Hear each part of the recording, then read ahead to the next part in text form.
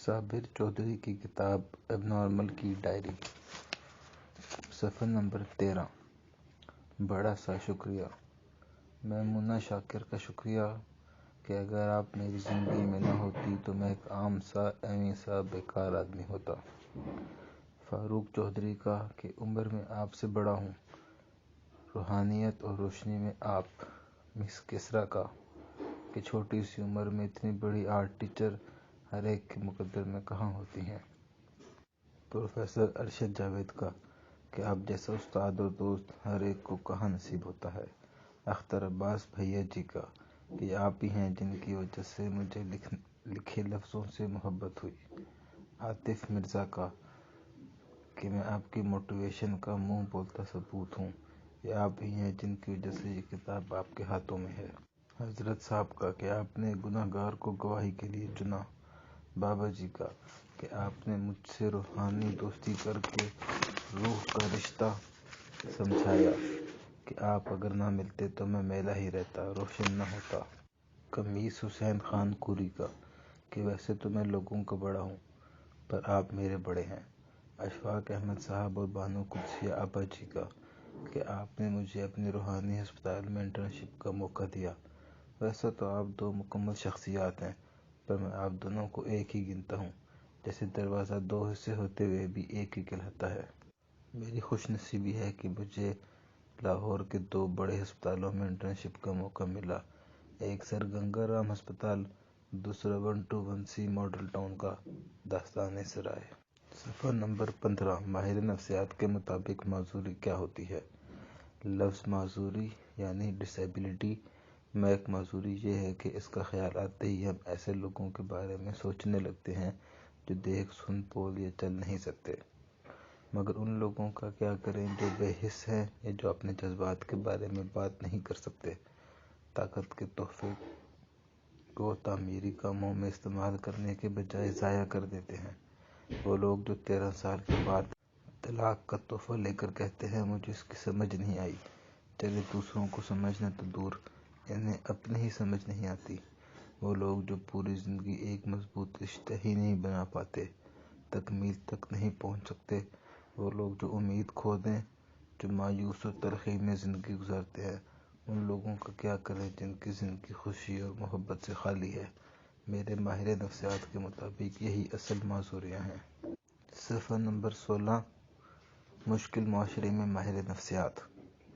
کیا ایسے معاشرے میں جو صرف مشکلات کا مارا ہی نہ ہو بلکہ وار اینڈ ٹیرر کی بدترین ٹنل سے بھی گزر رہا ہو، جہاں لوگ روز لٹتے کٹتے پھرتے ہوں، میں بطور ماہر نفسیات کام کرنا کتنا مشکل ہے، یہ کیسے بتایا سمجھایا جا سکتا ہے؟ میں لکھاری نہیں ہوں نہ ہی مجھے لکھنا آتا ہے، میں درد میں بھی بہت طاقت ہوتی ہے۔ یہ صاحب درد کو کہاں سے کہاں پہنچا دیتا ہے، کیا سے کیا بنا دیتا ہے۔ لکھنے سے پہلے میں نے بے شمار معروف اور غیر معروف لکھنے والوں سے پوچھا کہ وہ کیسے لکھ لیتے ہیں۔ سب کا تقریباً ایک سا ہی جواب تھا کہ کہانیاں ان کے دروں پر دستک دیتی ہیں۔ تو کئی بار ایسا ہوا کہانیاں چھوڑ داستانیں میرے دروازے پر دستک دیتی رہیں، میں انہیں اگنور کرتا رہا۔ پھر اگنور کرنے کی بھی ایک مدت مقرر ہوتی ہے، پھر بندہ چاہ کر بھی چپ نہیں رہ سکتا۔ میرا دل چاہتا ہے کہ آپ میرے کمرے کلینک میں آ کر میرے ساتھ بیٹھیں، وہ سنیں جو میں سنتا ہوں، وہ دیکھیں جو میں دیکھتا ہوں، وہ محسوس کریں جو میں محسوس کرتا ہوں، مگر وہ کیا نہ کریں۔ مگر وہ کیا ہے نا، دوسروں کی پرائیویسی کا پل پار کروانا میری پہنچ سے باہر ہے۔